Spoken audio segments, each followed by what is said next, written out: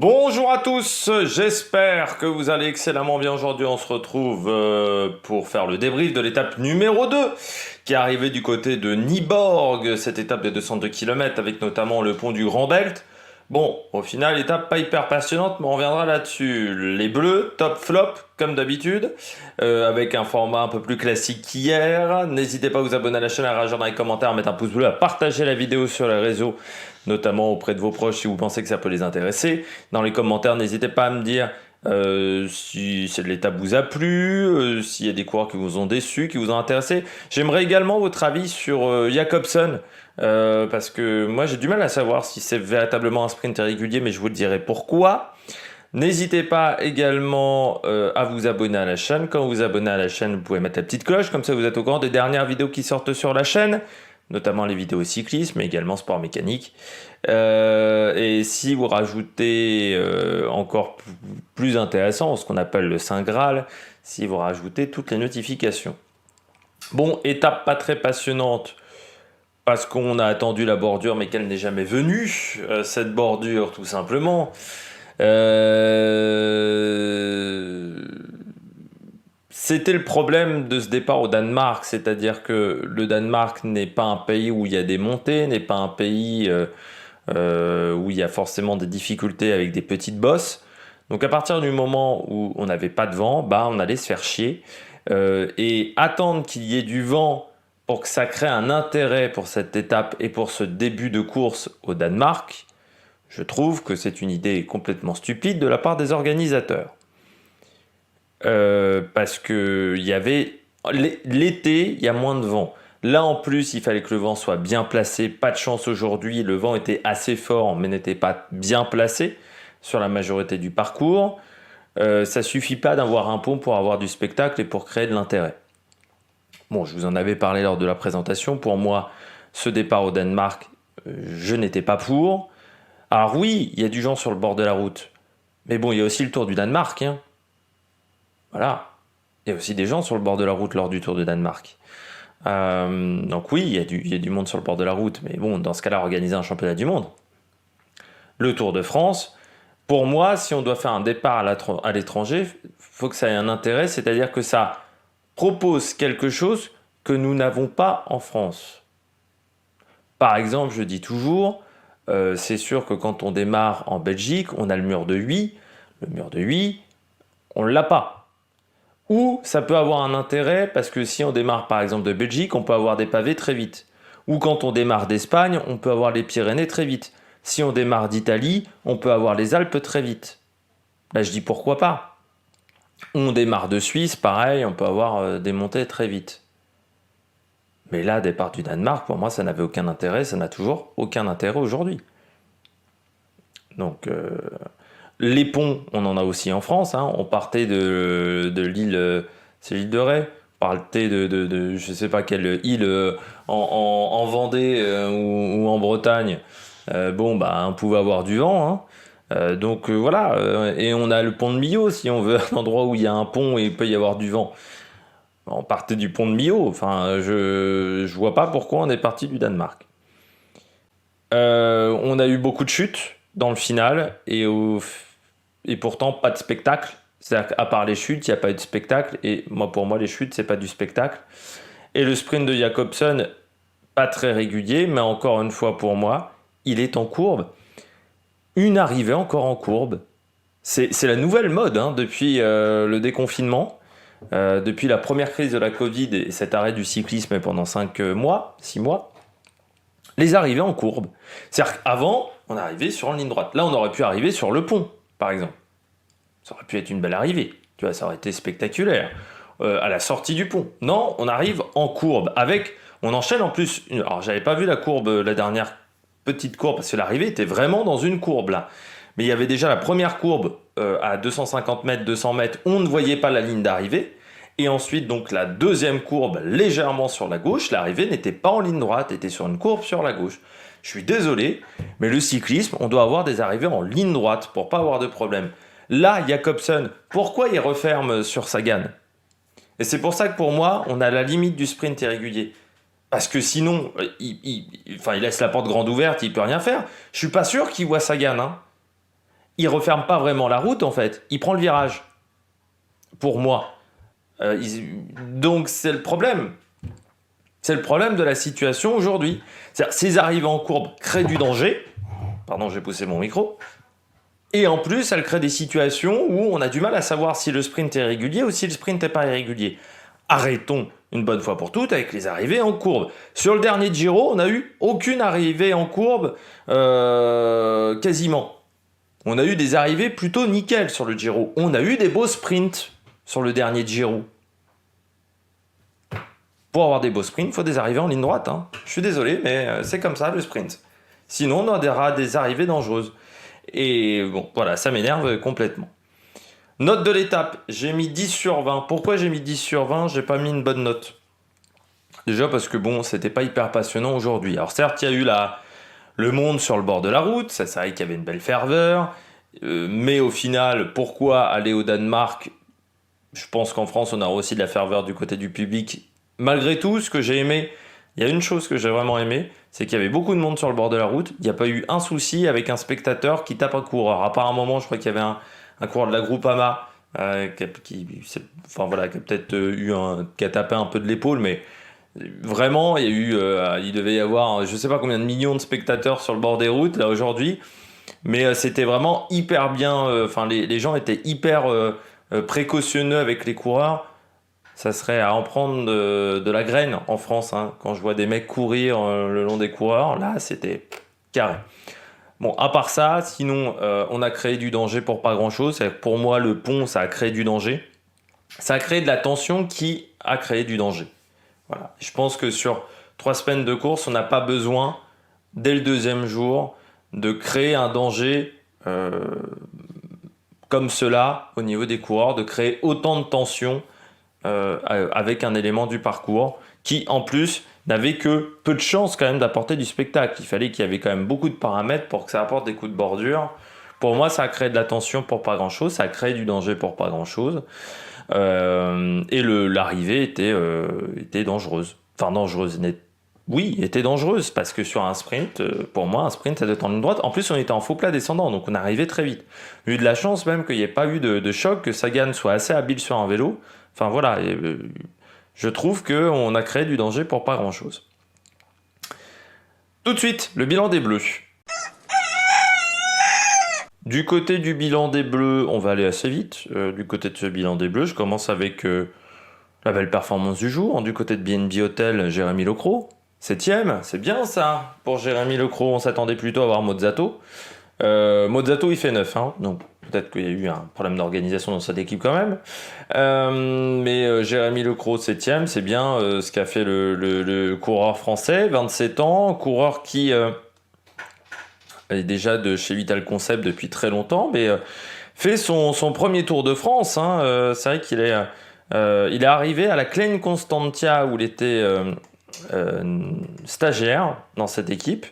Qui était une équipe, je rappelle, qui était la réserve à l'époque de comment ça s'appelle, de Quick Step, notamment l'année où il y avait Ivan Garcia Cortina, Cavagna, Enric Mas, Narvaez, Charman. Voilà. Mais ensuite, il avait fait une année chez Roubaix, recruté ensuite par Vital Concept, et puis ça fait depuis 2018 qu'il est chez Vital Concept. Il a un contrat encore jusqu'à l'année prochaine. Mais c'est vrai que jusqu'à maintenant, il avait fait 3ème de Paris-Bourges, vainqueur du Grand Prix de la ville de Lilliers, Chelles-des-Prages, Paris-Cheny, mais pas de grands résultats sur des courses internationales. Et bien voilà, à part 11ème de Gand-Wevelgem en 2021. Et ben voilà, un grand résultat sur une course internationale. Il avait déjà fait 4ème par 2 fois sur les boucles de la moyenne. Il avait fait également 9ème de la première étape du Saudi Tour et 8ème de la dernière étape sur cette même course. Il avait eu ensuite une période un peu plus compliquée. Donc voilà, c'est bien pour Jérémy Lecros. C'est une belle performance pour le sprinter français à 27 ans. Voilà, bravo. Beau sprint. Surtout que j'ai l'impression que voilà, avec Mozzato, ça c'est pas top. Et puis surtout, on avait mis 2 coureurs devant, donc on n'avait pas autant de main-d'œuvre. Ça va peut-être donner des idées à Jérôme Pinault pour donner peut-être un peu plus sa confiance à des coureurs qui ne sont peut-être pas les stars de l'équipe, mais qui sont capables également de faire des bons résultats. Peut-être aussi que là, on est sur un petit souci de management. Mais bon, du côté de Jérôme Pinot, alors, je ne sais pas si vous avez lu, mais Jérôme Pinot qui va avoir 19 millions d'euros l'année prochaine avec une équipe féminine. Enfin voilà, il aurait récupéré un gros sponsor. On verra ça. J'espère qu'ils n'ont pas vu Pierre Rolland et Cyril Bart, par contre les sponsors aujourd'hui. On continue du côté des coureurs au top, j'ai mis Peter Sagan. 6e Peter Sagan, malgré, on va dire, l'échauffourée avec Stuyven et Jacobsen. Voilà. Puisqu'à cet endroit-là, il a perdu beaucoup de vitesse, il est désarçonné sur son vélo, il fait 6e du sprint sur le plat, enfin faux plat descendant, sans Turgis en plus, donc il a fait avec Boisson-Hagen, ce qui montre que je pense qu'il faut mieux utiliser Boisson-Hagen pour un sprint que Turgis. Turgis, je pense qu'il est très bon dans le même rôle, dans le rôle entre kilomètres et 700 mètres de l'arrivée, et ensuite Boisson-Hagen, et ensuite Sagan. Donc voilà, beau sprint de Peter Sagan, belle performance. Comme quoi aussi, il fallait il fallait prendre Boisson-Hagen dans l'équipe. Hein. C'est assez incompréhensible qu'il n'ait pas été sélectionné au départ, Boisson-Hagen. Mais voilà, belle perf de la part de Peter Sagan, avec la 6e place, sur un sprint où encore une fois, ça a été assez chaud pour le coureur slovaque. On verra avec Jacobsen s'il y aura des classements ou pas. Je ne pense pas, très clairement. Et bon, pour Peter Sagan, c'est assez intéressant pour demain, mais aussi pour l'étape des pavés, et pourquoi pas pour l'étape de mardi, où je pense que ça correspond bien à ses qualités, le final de l'étape mardi. Peter Sagan, ça pourrait être une grosse cote mardi dans ma présentation d'étape. Je vous dis ça, je vous dis rien. Parmi les flops aujourd'hui, Anthony Turgis, parce que grosse chute là de Turgis, vous pouvez le voir à l'écran, et puis là encore c'est la fin de la chute où vraiment moi j'étais assez inquiet. Donc il a fini l'étape à 11 minutes, il a fini devant la voiture balai, c'était le dernier à finir aujourd'hui. Alors très grosse chute. Ça, c'est quand même pas la bonne nouvelle pour Anthony Turgis, surtout avant l'étape de mercredi, l'étape des pavés. C'est pas l'idéal, vraiment. Il a pris la rambarde, mais à haute vitesse. Donc on verra s'il y a une blessure. J'espère pas pour Anthony Turgis. Mais c'est vrai que le premier jour, c'est vraiment pas top. Donc c'est pour ça que j'ai pas mis de point JR aujourd'hui. On est sur 1 plus 1 mois. Vous en avez l'habitude. Quand il y a 1 plus 1 mois, je remets pas le classement du point JR. On m'a conseillé également de faire un point Jérôme Pinot. J'ai déjà trouvé le nom. Si je dois faire, je pense l'année prochaine, il y aura un point Jérôme Pinot. Ça s'appellera le point G. Pour GG, Jérôme, le point GG. Mais bon, c'est moins drôle que le point G. Donc je pense que ça s'appellera le point G. Voilà. C'est acté, donc me le volez pas. C'est déjà dit. Voilà, c'est enregistré. Bam, c'est dans la boîte. Hofstetter également a fait 10e aujourd'hui, c'est plutôt une performance correcte de la part du français.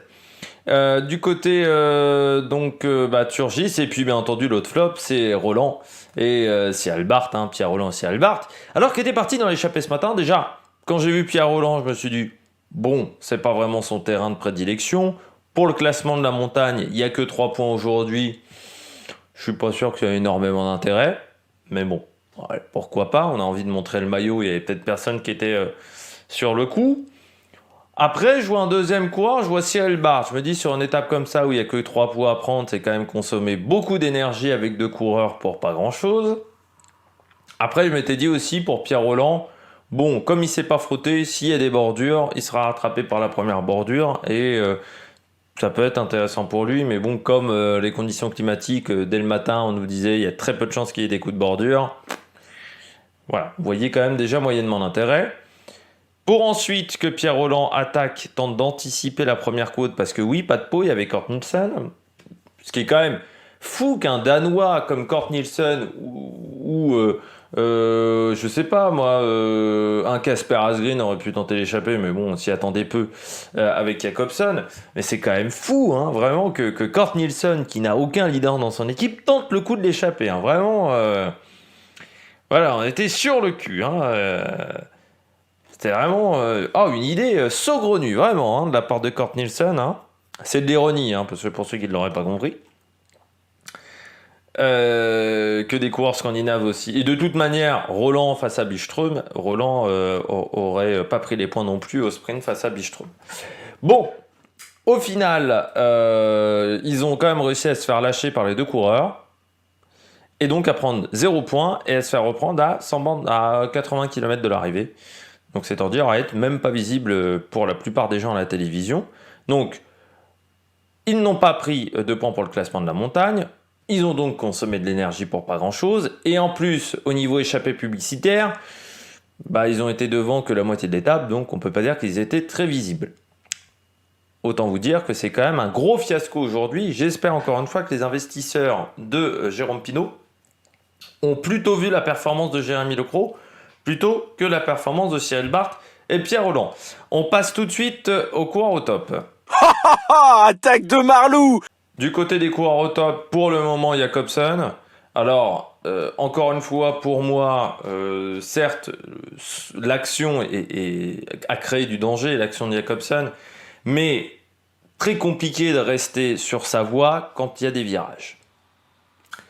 Donc, pour moi, tant qu'on continuera à faire des arrivées en virage, j'aurai ce type de problème. Une arrivée pour un sprint, ça doit être en ligne droite. Je suis désolé, on doit avoir au moins 600 mètres, 700 mètres de ligne droite. Au moins 500 mètres. Tu vois, même 600 mètres, c'est encore beaucoup, mais au moins 500 mètres. Tu vois, que au moins le poisson pilote lance en ligne droite. Là, le poisson pilote, il a lancé dans une courbe. Donc forcément, on allait avoir du danger, ça a été le cas. Pourquoi je mets Jakobsen au top quand même? Déjà parce que je dirais que le grand comeback de Jakobsen, après sa victoire sur la Vuelta, là, ça y est, on lui parlera plus de sa chute du côté du Tour de Pologne. Deuxièmement, parce que Jakobsen, sur les 50 derniers mètres, il est intouchable. Voilà, il a cette capacité à avoir ce jump dans les 50-70 derniers mètres qui, aujourd'hui, fait de lui le meilleur au monde, à part peut-être. Et encore, là, Philipsen, au final, il fait que 5e, il n'a pas été impressionnant, Philipsen. On a eu du mal même à comprendre la stratégie d'Alpecin Deceuninck qui a été quand même à l'arrière pendant toute la journée. Donc Jakobsen, très très beau, les 50 derniers mètres, il est vraiment au-dessus, et s'il arrive à faire ça tous les jours, il sera quand même difficilement prenable sur les sprints sur le plat, et puis surtout belle performance quand même, parce qu'il a fallu faire à un moment sans Yves Lampaert, et du côté de la Quick-Step, c'est là où on voit quand même la performance de cette équipe, malgré le fait que le directeur sportif ait chopé la Covid, Tom Stills, malgré le fait qu'à un moment Yves Lampaert ait fait quand même 5 km pour revenir dans le peloton, malgré le fait donc qu'on aurait pu être totalement désorganisé, et ben on arrive à être complètement organisé dans le final et avoir complètement la maîtrise, alors que pourtant on a fait rouler Sénéchal très tôt, ce qui je pense n'était pas la meilleure stratégie au monde. Mais Lampaert a fait du bon boulot. Et puis, alors Morkov, on l'a peu vu au final, mais Jakobsen s'est très bien débrouillé, même je dirais sans du grand Morkov. Donc bravo du côté de Fabio Jakobsen. Ça va faire taire également les critiques sur pourquoi on n'a pas emmené Cavendish. Tout simplement parce que Cavendish avait fait Cavendish avait fait le Giro, et que Jakobsen, depuis le début de saison, c'est le sprinter le plus impressionnant. Je rappelle, 11e victoire cette saison pour Fabio Jakobsen. Je pense, sans vérifier, mais c'est le sprinter le plus prolifique depuis le début de saison, Fabio Jakobsen, avec cette 11e victoire. Pour le moment, il n'est pas déclassé, il est 18h05, je revérifie encore sur le classement Pro Cycling Stats, il n'est pas déclassé. De toute manière, je pense qu'il y a peu de chances qu'il soit déclassé, vu qu'il est monté sur le podium. Ça serait compliqué de le déclasser dès ce soir. Van Poppel, pourquoi Van Poppel? Parce que on s'attendait pas à ce qu'il sprint, déjà le coureur de la Bora. Moi je m'attendais pas à ce qu'il sprint, je m'attendais à ce qu'il fasse ce job pour notre ami Vlasov, mais ça n'a pas été le cas, et surtout en se débrouillant seul, Van Poppel il fait 4e. Comme quoi ils ont bien fait de ne pas emmener Sam Bennett sur cette course, parce que Van Poppel seul, 4e. Ça montre qu'il est en forme depuis le début de saison, Van Poppel, parce que c'est pas le premier bon sprint qu'il fait Danny Van Poppel. Deuxième sur la deuxième étape du Tour de Belgique. Troisième du Ronde van Limburg. Deuxième de Rund und Kolm. Eschborn-Francfort, cinquième. Sur le Tour de Turquie, il avait fait quatrième et troisième de l'étape 6 notamment. Et cinquième du général du Saoudi Tour en ayant fait 2 quatrièmes places, une cinquième place. C'est un coureur qui certes n'est pas un serial vainqueur. Il a 18 victoires dans sa carrière, Coco, mais à 28 ans, il arrive toujours à être performant, Danny Van Poppel. Donc belle performance de la part du coureur de la Bora qui vraiment fait du bon travail aujourd'hui, et encore une fois c'était une bonne idée de ne pas prendre Sam Bennett. Et puis quand on disait que la Bora avait fait des bons recrutements, je rappelle qu'il est arrivé lui aussi cette saison depuis Intermarché. Il a rejoint la Bora cette année, donc comme quoi du côté de la Bora, les recrues, déjà on a pris des très bons coureurs. Deuxièmement, elle s'adapte très vite à l'environnement de la Bora, donc c'est vraiment une équipe qui fait en ce moment du très très bon travail, et Danny Van Poppel confirme. Autre coureur au top, Magnus Cort Nielsen. Alors déjà, parce que il a le maillot à poids, et je pense que pour le Danois c'était très important. Il a, je pense, vécu une journée dont il se souviendra toute sa vie. C'est vrai, à domicile sur le Tour de France. Donc ça déjà c'est fort de la part de Cort Nielsen. En plus, il ne s'est pas fait avoir par l'émotion. Il ne s'est pas fait avoir non plus par Pierre Rolland. Bon, en même temps, l'attaque était un petit peu désespérée de la part de Pierre Rolland. Et puis, il a très très bien joué avec Byström. Également, je pense qu'il se souviendra, pendant très longtemps de cette journée. Et puis, la joie également. Ça fait plaisir de voir qu'un mec pourrait se dire, il sait qu'il va peut-être pas porter le maillot à poids pendant 15 jours, Cort Nielsen. Mais un mec a quand même remporté l'année dernière 2 étapes sur la Vuelta. Le voir heureux, on aurait dit un gamin complètement, Cort Nielsen. Le mec, il a remporté 6 étapes sur la Vuelta, dont 3 l'année dernière, c'était pas 2, c'est pour ça que j'ai vérifié parce que j'avais un doute. Une étape sur le Tour de France, 2 étapes sur Paris-Nice, 4 étapes sur le Tour de Danemark. Mais on avait l'impression vraiment de voir un gamin. Sa joie m'a fait vraiment beaucoup de plaisir. Et ça montre que Cort Nielsen, c'est un coureur qui a encore de la passion pour le cyclisme. Et en plus, malgré le fait qu'il ait quand même un peu raté, complètement raté son Giro, réussir à se mobiliser pour le Tour de France.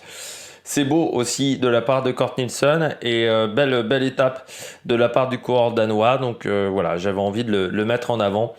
Lui, aujourd'hui, il a réussi, il a tout réussi dans son échappée, alors que du côté de BNB, on a complètement raté l'échappée.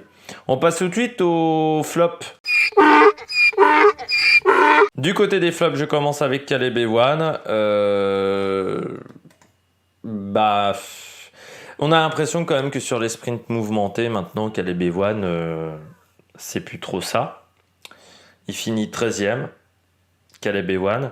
Et en plus, c'est quand même dommageable, c'est que son équipe a fait beaucoup de boulot en début de journée, et sur la fin, on voyait plus la Lotto. Et c'est le vrai problème quand même dans cette équipe Lotto, c'est que c'est une équipe qui maîtrise très très bien les débuts de journée. C'est-à-dire, ils ont des mecs comme De Rennes, comme Gilbert qui roulent en début de journée, ça ils savent très bien faire. Par contre, dans les 10 derniers kilomètres, les 3/4 du temps, Caleb Ewan, il est seul. Et là encore aujourd'hui, Caleb Ewan, il n'était pas bien entouré dans le final. Donc forcément, ensuite, il consomme de l'énergie parce qu'il est obligé de frotter. C'est pas un grand gabarit en plus, donc pour frotter, c'est quand même un petit peu compliqué pour lui, parce que c'est quand même pas le plus gros, c'est pas Wout van Aert, c'est pas Jacobsen, c'est pas Pedersen non plus, Caleb Ewan. Donc forcément, il se fait un peu balader. À l'épaule, il n'est pas capable de faire bouger un Jacobsen, très clairement. Donc il subit. Et là, sur ce sprint-là, il a encore subi. Mais j'ai envie de dire, c'est un peu récurrent quand même. On en avait déjà parlé sur le Giro. Son équipe ne fait pas de l'assez bon travail. Donc aujourd'hui, c'est 0 point UCI.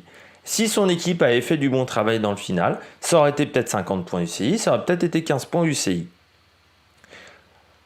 Je trouve, par exemple, qu'on travaille un peu mieux avec Arnaud Delis. Alors, je ne sais pas si c'est parce que Caleb Ewan ne donne pas les bonnes indications ou veut se débrouiller seul. Je ne sais pas si c'est parce que la Lotto n'a pas emmené les bons coureurs. Mais il y a un problème très régulièrement quand il y a Caleb Ewan. Donc sur les sprints, il réussit un sprint sur 15 cette année. Presque sur les grands tours. Enfin voilà, donc il y a un moment où il faut aussi se remettre en question. Intermarché, déjà parce qu'Alexander Kristoff ne fait qu'11e, mais surtout, alors je n'ai absolument pas aimé. Alors je ne sais pas c'est quel coureur d'Intermarché qui a fait ça, c'est pas Pasqualone. Mais le coureur qui a navigué de gauche à droite là, c'est à proscrire totalement. Ça, c'est interdit de faire ça. Pour moi, il aurait même dû être, je sais pas, ça doit être Zimmerman. Parce que je vois 46e Zimmerman. Enfin bon, voilà, c'est un coureur d'Intermarché qui a fait ça. Je veux pas m'avancer, donc pour moi, c'était pas Adrien Petit qui a fait cette action-là, mais c'était extrêmement dangereux. C'était inutile également parce que ça a ralenti également le train pour Kristoff. Et puis, encore une fois, Pasqualone-Kristoff, j'ai l'impression que l'entente entre les deux n'est pas excellente, que le timing depuis le début de saison n'est pas bon. Kristoff, par exemple, a fait des meilleurs sprints avec Guilherme. Les fois où Guilherme lançait Kristoff, il a fait de très bons sprints, alors que j'ai l'impression qu'avec Pasqualone, ça ne marche pas. Je trouve ça assez bizarre, par contre, qu'on n'utilise toujours pas Adrien Petit pour lancer Pasqualone, pour lancer Kristoff, ou même pour lancer Pasqualone en passant, parce qu'on pourrait faire Petit, Pasqualone, Kristoff. Mais je trouve que pour le moment, le timing entre Pasqualone et Kristoff n'est pas bon, et on voit toute l'importance d'avoir un bon poisson pilote. Et pour le moment, ça ne marche pas entre les deux. Et ça depuis le début de saison, mais surtout, le coureur d'Intermarché qui est passé de droite à gauche, là, c'est à proscrire complètement. Je ne sais pas c'est lequel. Si c'est lequel, n'hésitez pas à me le marquer dans les commentaires. J'ai trouvé que ça, c'est d'une dangerosité incroyable. Et puis Rigoberto Urán. Déjà parce que mal placé quand il y a eu la première chute, alors qu'on savait que c'était un endroit qui pouvait être dangereux. On était à 4-5 km du pont. Donc ça, c'est vrai que c'est une erreur de sa part. Ça confirme quand même que, les sensations d'hier, où il perd une 15, c'est pas fou. Foncièrement, avec ce problème technique, il a fait au moins 10 bornes, 15 km presque en chasse-patate. Et puis là, on va remercier également l'organisation du Tour de France, qui a fait une erreur, l'organisation. Je ne comprends pas pourquoi on a fait barrage à Rigoberto Urán. Or, Urán a eu un problème mécanique. Suite à une chute, on ne devait pas faire barrage pour Rigoberto Urán. Donc je ne comprends pas pourquoi on a fait barrage. Et en plus, pourquoi on a fait barrage et qu'on a forcé les voitures à être vraiment le long de la balustrade de l'autre côté pour pas qu'ils passent, vraiment pour qu'ils mangent du vent. Moi, je comprends totalement le regard noir de Urán parce que je trouve que pour moi, c'est une erreur de l'organisation. Normalement, quand il y a une chute, on laisse les voitures, on laisse la file de voitures. Je vois pas pourquoi on a arrêté la file de voitures. Alors heureusement, il a eu du grand Bissegger notamment, mais vraiment, je trouve ça assez fou cette erreur de la part de l'organisation de l'UCI et du Tour de France d'avoir laissé arrêter les voitures. Voilà, le directeur de course n'a pas respecté le règlement, ce qui je trouve est assez dingue, mais en même temps. Le traceur fait des arrivées de merde. Donc j'ai l'impression que ça se perd, les bonnes organisations de courses de cyclisme. Ça se perd depuis la Covid. Parce que le Tour de France ça fait quand même 2 fois qu'on a des arrivées très dangereuses sur le Tour, notamment l'année dernière en Bretagne. Là encore une fois cette année, l'étape 3 l'année dernière en Bretagne, c'était très dangereux dans le final. Là encore une fois, comme l'UCI ne veut pas réagir, il y a un moment, je pense que les coureurs, va falloir vraiment qu'ils gueulent et qu'ils se mettent en grève. J'ai l'impression que pour l'instant, il n'y a pas un mouvement contestataire comme ça. Donc, s'il y a des coureurs qui se blessent à cause d'arrivées dangereuses, il ne faudra pas se plaindre s'il n'y a personne qui gueule. Parce que l'UCI n'interviendra pas, parce que l'UCI, c'est vrai, ne veut pas revivre la situation de 2008, de 2007-2008, où elle était en guerre avec les organisateurs de Grand Tour. Donc, avec les organisateurs de course, on laisse tout passer parce qu'on ne veut pas avoir de problème. Bon, quand on aura des arrivées dangereuses et qu'on aura des blessés sérieux, il y a un moment, il ne faudra pas venir se plaindre du côté de l'UCI. Après ce point un peu gueulant, on peut faire un petit point classement général juste pour vous dire que Van Aert a pris le maillot jaune à Lampart et que Pedersen est passé devant Van Der Poel à la 5e place. Sinon, pas d'autres changements du côté du général. Et Van Aert a 1 seconde d'avance seulement sur Lampart.